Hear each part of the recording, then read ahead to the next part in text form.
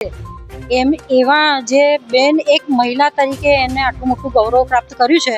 અને આખા દેશને પણ ગૌરવ અપાવ્યું છે, એવી બેન સામે બીજેપી સરકારના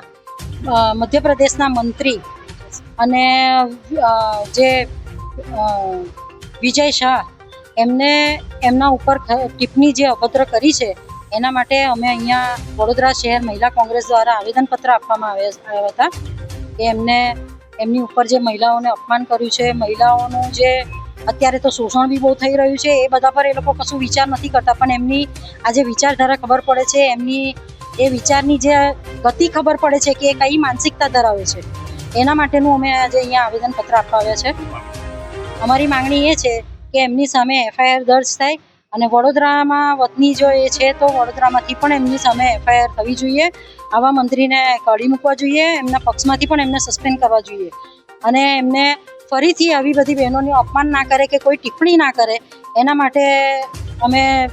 આવેદનપત્ર આપ્યા હોય છે.